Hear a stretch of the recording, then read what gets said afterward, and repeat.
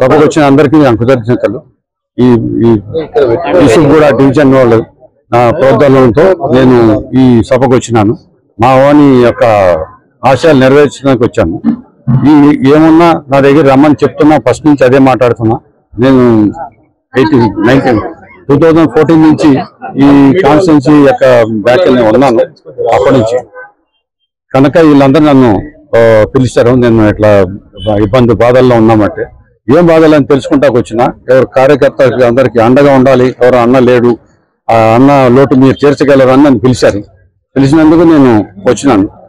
మా వాని యొక్క ఆశయాలు నేను నెరవేర్చగలను, ధైర్యం ఉండి చేయగలను, చేస్తాను అనుకుంటున్నాను.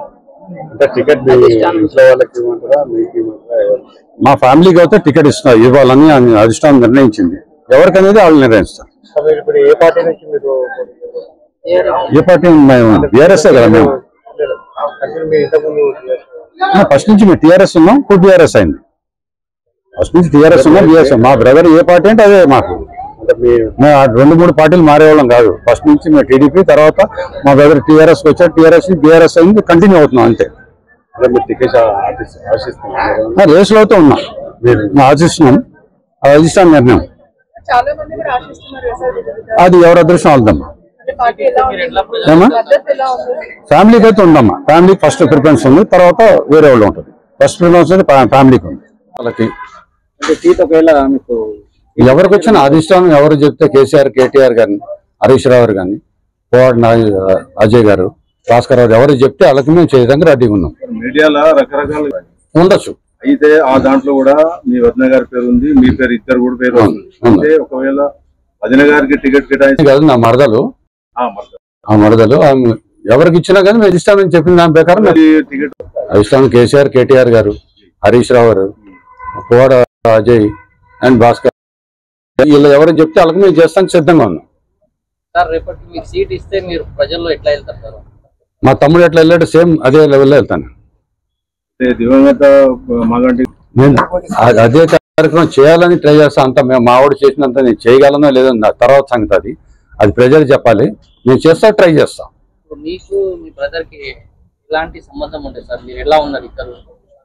రామలక్ష్మణ్ లాగా ఉండేవాళ్ళం బాబు. మా ఇద్దరి మధ్యలో గాలి కూడా ఉండేది కాదు. మా ఇద్దరి మధ్యలో గాలి కూడా దూరేది కాదు. అట్లా ఉండేవాళ్ళం. నేను 83 నుంచి మావాడు వెనకాల బ్యాక్ బోన్ లాగా. అంటే బ్యాక్ బోన్ అంటే ఫ్యామిలీ కాబట్టి, నేను పెద్దవాడిని కాబట్టి చూడాలి. చూసినాను.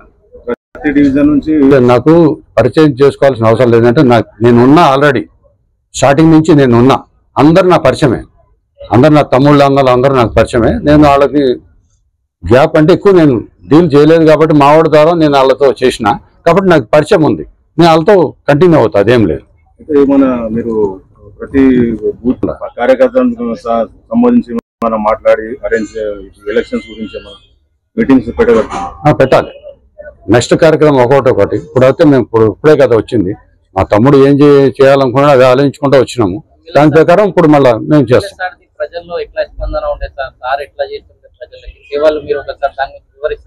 ఎవరు మా ఎమ్మెల్యే గారు చేసింది ఎవరు మర్చిపోలేదు. నేను కూడా చేస్తాను లేదో డౌటే. అంత చేసిండు మావాడు. కానీ నేను చేయడానికి 100% ట్రై చేస్తా. ఆయనకంటే ఒక స్టెప్ ఎక్కువ వేయాలని చూస్తా, కానీ తక్కువ కాదు.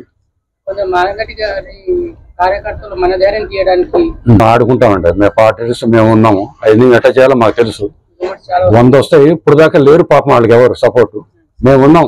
24 hours ఎప్పుడైనా సరే మా దగ్గర రావచ్చు. మా ఫోన్ నెంబర్ ఆనే ఉంటుంది. నాతో డైరెక్ట్ మాట్లాడచ్చు. ఈ పాలిటిక్స్ అని మేము ఎప్పటి నుంచో చూస్తున్నాం అన్నగారి దగ్గర నుంచి. మాది యాక్చువల్ పార్టీ స్టార్టింగ్ తెలుగుదేశం. ఇవాళ కూడా తెలుగుదేశం లాగా ఉంటుంది. టీఆర్ఎస్ కూడా తెలుగుదేశం అనుకుంటాను ఉన్నాం మా తమ్ముడు తరఫున.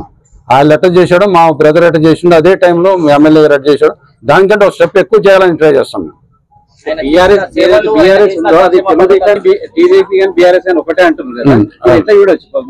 అవి మనకు సంబంధించిన విషయాలు కదా. మా కాన్స్టిట్యున్సీ వరకు నన్ను అడగండి. కాన్స్టిట్యున్సీ నేను ఏమంటున్నా, బీఆర్ఎస్ టీఆర్ఎస్ ఒకటే. అర్థమైందా? ఇప్పుడు టీఆర్ఎస్ బీఆర్ఎస్ టీడీపీ వాళ్ళు మేమంతా టీడీపీ వాళ్ళు మొత్తం అందరు ఉన్నారు దీంట్లో. అట్లా అటప్పుడు మాకు అది ఆ లెవెల్ రాలేదు కదా. వచ్చినప్పుడు మాట్లాడాలి. అట్లా చేయాలి, ఇది వాళ్ళు ఇది చేయాలి, ఈ కార్యక్రమం చేయాలి, వాళ్ళు ఇక్కడికి వెళ్ళాలి, పొద్దున్న ఇటు వెళ్ళాలి. 18-19 అవర్స్ మాట్లాడేవాడు దీని గురించి, మన పబ్లిక్, మన జూబ్లీస్ కాన్స్టిట్యున్సీ వాళ్ళ ప్రజల గురించి అవసరాలు మొత్తం, ఏ టైంలో ఎవరికి చేయాలి, ఏంటి, ఏ టైంలో ఎక్కడికి వెళ్ళాలి, రేపు పొద్దున్న 4 o'clock ఇక్కడికి వెళ్ళాలి, చేసారి దగ్గరికి వెళ్ళాలి, అన్ని A to Z ఉన్నాయి. మాకంటే అవన్నీ మేము ఉన్నాం కాబట్టి మాకు తెలుసు. ప్రాక్టికల్గా మేము తర్వాత చూపిస్తాం. ఇప్పుడు మేము కొత్తగా వచ్చాం కదా, మాకు ఇప్పుడు ఎవరో వెనకాల ఉన్నాం, ఫీల్డ్ తెరపై ముందుకు వచ్చింది మేము ఇప్పుడే కాబట్టి నాకు కొంచెం సమయం కావాల్సి వస్తుంది అంతే. సమయం అంటే నాకు అంత ఎక్స్పీరియన్స్ ఉంది, జస్ట్ అంతే. మీకు అర్థమైంది కదా. ఇప్పుడు